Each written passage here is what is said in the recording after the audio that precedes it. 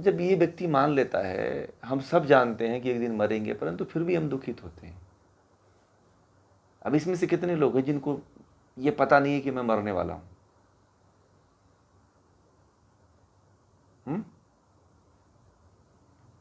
सबको पता है ना कि एक दिन मरेंगे, कि कोई ऐसे हैं जिनको ये पता है कि नहीं मरूंगा?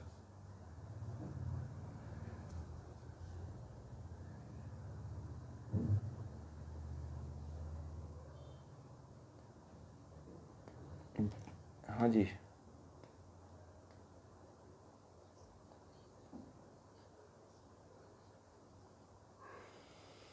हाँ, मैं तो ये बात कहता हूँ कि मृत्यु को आप दिन में एक बार जरूर याद कर लीजिए, तुरंत संभल के एकदम कमर सीधी होकर खड़े हो जाओगे आप। मैं तो एक मंत्र दिया था बहुत पहले कि मंत्र को, मृत्यु को याद रखो कि एक दिन मरना है।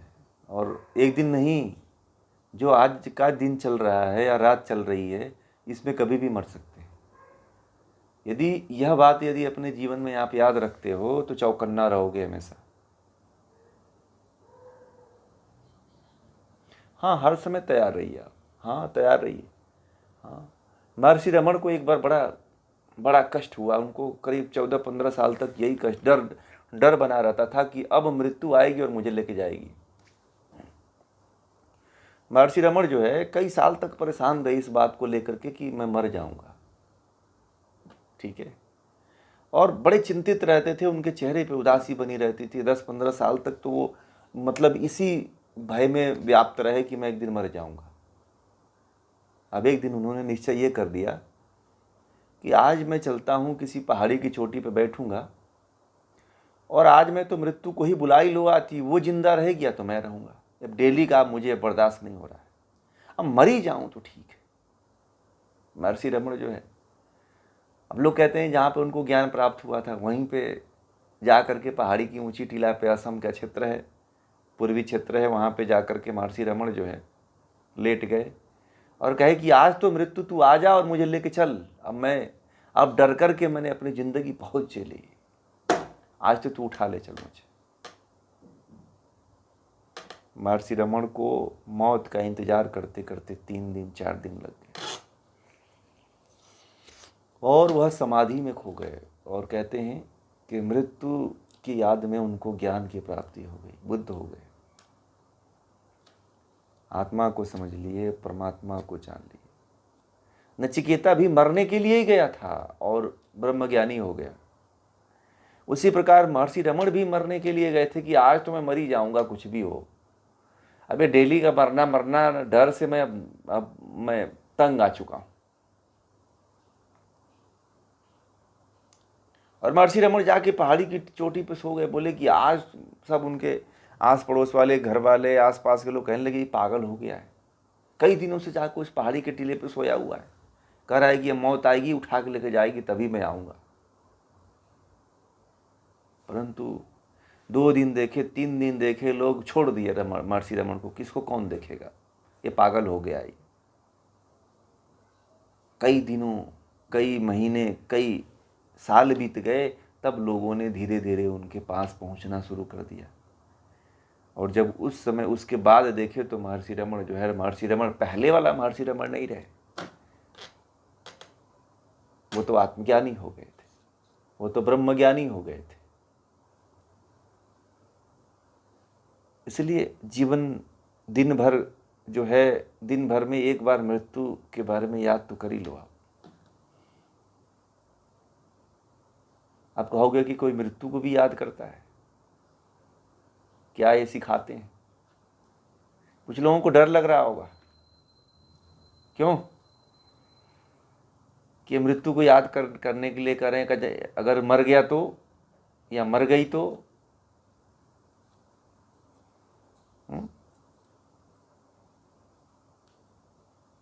अब आपका समय आ ही गया होगा, मर जाओगे तो क्या होगा?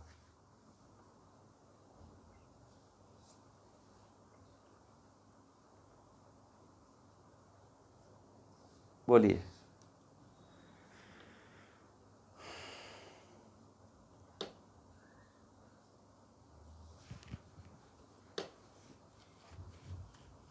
हाँ, अपने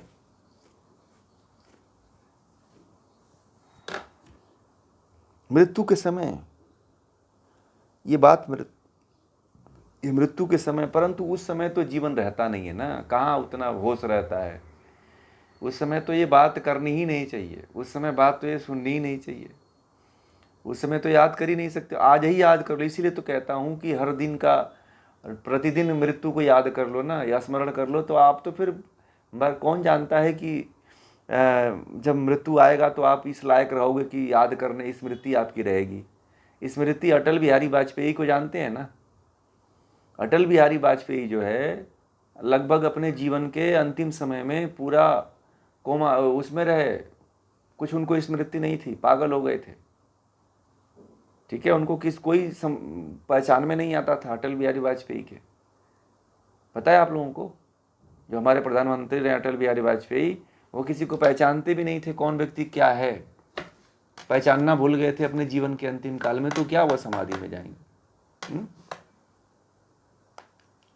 इसलिए जीवन को अंतिम समय के लिए बचा के मत रखिए। जो समय मिला हुआ है उसी समय में वहां पहुंचने का प्रयास करिए। बुढ़ापा आपका आएगा नहीं, और आएगा तो उसके लायक नहीं रहोगे आप। ठीक है। और आज का समय ऐसा दौर चल रहा है कि बुढ़ापा आने वाला भी नहीं है, ये भी बता दूं आप लोगों को। और बुढ़ापा आ भी गया तो आप कुछ करने के योग्य नहीं रहोगे, न पढ़ने के योग्य रहोगे, न सुनने के योग्य रहोगे, न समझने की अंदर योग्यता रहेगी आपके अंदर। अभी समय है बस। इसीलिए तो मैं कहता हूं कि हर व्यक्ति को जोड़ो आप लोग। खास तरह से ये मत समझिए कि हमारा जीवन बीत गया है तो हम ही लोग जुड़े, ऐसा नहीं। बच्चों को जोड़िए, जो नए युवा हैं, युवतियां हैं, नई बहुएं हैं, नए लड़के हैं, उनको भी जोड़िए। उनको अभी ये बात समझ में नहीं आती है। जीवन का बहुत काल जब बीत जाता है तब उनको ये बातें समझ में आती है, परंतु वो फिर समझने जब बैठते हैं तो उनको समझ में भी नहीं आता है, फिर छोड़ छाड़ करके बैठ जाते हैं। आप लोग बड़े भाग्यशाली व्यक्ति हो, मैं इसलिए बार बार आप लोगों को कहता हूं कि बड़े ही भाग्यशाली हो। आप लोगों का भाग्य बहुत बड़ा है कि आप लोग अपने बहुत अच्छे समय में इस कार्य में घुसे हुए हो, और इस कार्य में आप लोग तल्लीन हो। लगभग 2 साल से लगातार हमारे साथ बने हुए हो आप लोग, ये बहुत बड़ी बात है। ठीक है। और बनकर के आप लोग इन शास्त्रों का ज्ञान ले रहे हो और अपने जीवन को आगे बढ़ा रहे हो, और बढ़ाओगे भी। और यही वो समय है जिसका सहारा लेकर के, जिस ज्ञान को प्राप्त करके आप मृत्यु के, देखिए मुक्ति जो है या परमात्मा तक पहुंचना ज्ञान के द्वारा होता है, और वह ज्ञान आप लोग ले रहे हो, और बहुत सही समय पे ले रहे हो। एकदम जो पिकअप टाइम है, जो लेने का जो समय है, वो समय है। इसमें भटकने का चांस बहुत कम है, और सीधे डायरेक्ट आप यदि मृत्यु का रास्ता पकड़ते हो, मृत्यु को भी पकड़ते हो ना। कहते हैं ना, तुलसीदास जी मृत्यु को पकड़ करके, सांप पकड़ करके चढ़ गए हैं भाई। वो भी मृत्यु को ही पकड़ के चढ़े थे ना, और मुर्दे पे चढ़ करके तैर गए।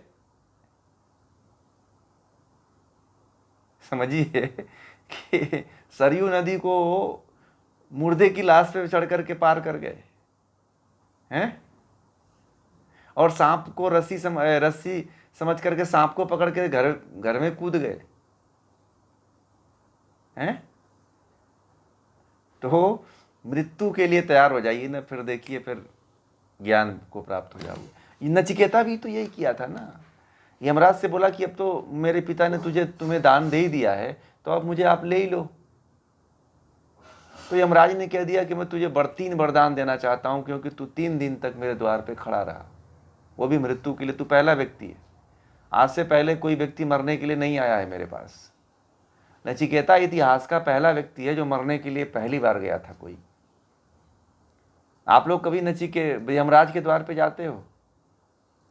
आप लोग तो अपने न्यायकारी हो जाते हैं। लोग, आजकल के लोग तो फांसी लगा लेते हैं, जहर खा लेते हैं कि हम ही भगवान हैं, हम ही यमराज हैं। परंतु नचिकेता उस जमाने का ऐसा व्यक्ति था जो मरने के लिए गया था यमराज के पास।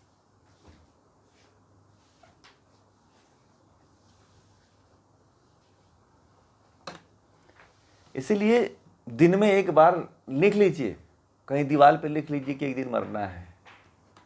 और कभी भी दिन में, कभी भी किसी भी समय घर में ये लिख के रखिए। कभी आपके घर में कोई आ गया और लिखा हुआ पढ़ लिया तो बोलेगा ये क्या क्या लिख के रखते हैं।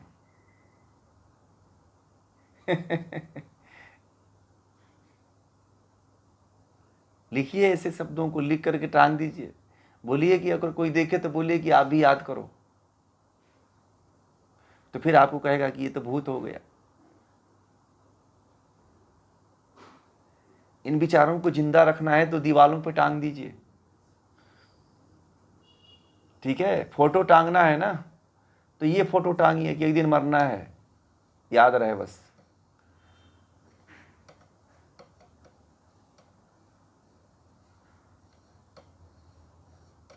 तो बहुत बड़ी क्रांति हो सकती है जीवन में, बहुत बड़ी क्रांति हो सकती है।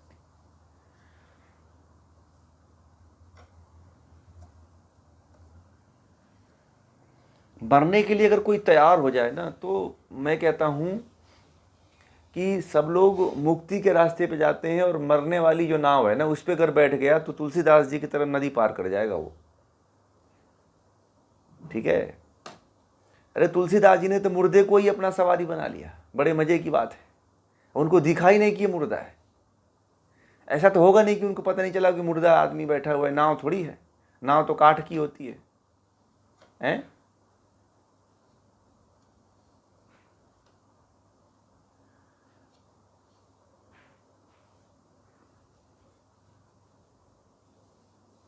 कितनी बड़ी बड़ी बातें हैं ना, उपनिषद इतनी गहराई में बातें कर देता है।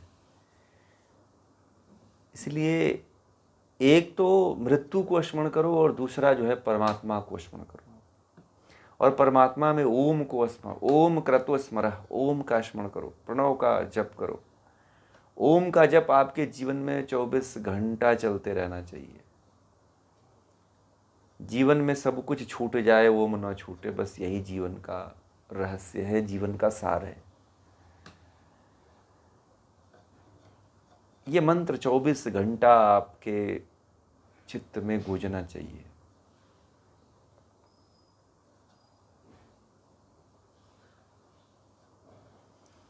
मंत्र, सभी मंत्रों का महामंत्र कौन है?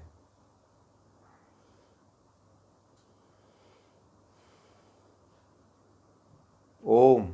क्या है? ओम। मंत्रों में भी सबसे बड़ा मंत्र यदि कोई है तो ओम है। गायत्री से भी बड़ा बड़ा कुछ है तो ओम है, क्योंकि पूरे वेद, पूरे उपनिषद जो है ओम की महिमा का गान करते हैं। महर्षि पतंजलि ने दर्शनों में कह दिया कि तस्य वाचकः प्रणवः, वह प्रणव ही ओम है, वही ईश्वर है, उसका निज नाम ओम है। इसलिए ओम का जप करिए, और कोई रास्ता नहीं है जीवन में परमात्मा तक पहुंचने के लिए।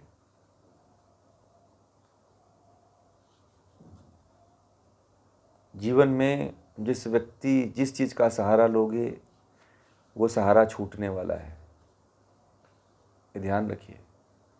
जीवन में आप जिस चीज का सहारा लोगे ना, वही सहारा छूटने वाला है।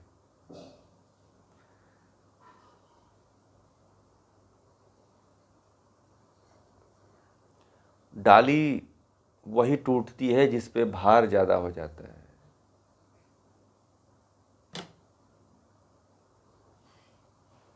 ठीक है, ये बड़े रहस्यतम बातें हैं। अगर मन चित्त में अगर घुस के आती हैं तो आपके जीवन में बहुत बड़ा परिवर्तन कर सकती हैं। ये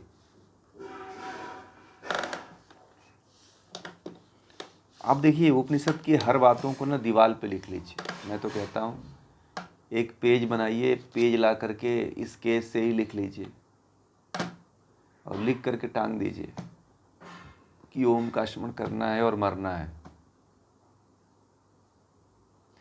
आप समझ जाओगे, दूसरा कोई नहीं समझेगा कि ये क्या लिखा हुआ है, कि ओम का स्मरण करना है और मरना है बस। तो जीवन के दो महामंत्र आपको याद रहेंगे हमेशा। और मेरी बातें याद रहेंगी। जब जब पढ़ोगे तब तक तुरंत याद आ जाएगा कि ओम का स्मरण करेंगे और मरेंगे।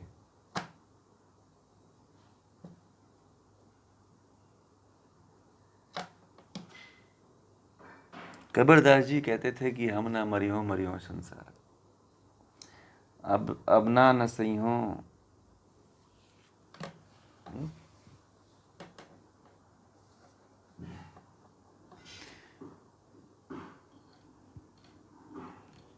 इतना आनंद आता है ज्ञान में डूबो ना, ज्ञान की गहराइयों में जितने डूबोगे ना आप, उतना ही आनंद आता चला जाएगा। अब समझो कि ज्ञान में इतना आनंद है तो पर उस परमात्मा में कितना आनंद होगा। अभी तो हमको उसकी एक बूंद भी नहीं मिली हुई है, तो समझो कि उसमें कितना आनंद होगा। हैं? होगा कि नहीं होगा, बताइए। इस संसार में इतना आनंद है तो परमात्मा में कितना आनंद होगा। कल का जो सूत्र ये कहता है कि जो चकाचौंध है ना, तुम वही हो। तो वो एक चकाचौंध को पाने के लिए हम लोग पागल हो जाते हैं, और वो उसकी प्रेरणा से वो चकाचौंध दिखता है, तो परमात्मा कितना आनंद वाला होगा। आपने कभी सोचा आप लोगों ने? तो कहते हैं ना कि कामधेनु को छोड़ के छेरी कौन दुआए। तो हम लोग तो कामधेनु को छोड़ करके छेरी के पीछे दौड़ रहे हैं, बकरी के पीछे दौड़ रहे हैं। ठीक है।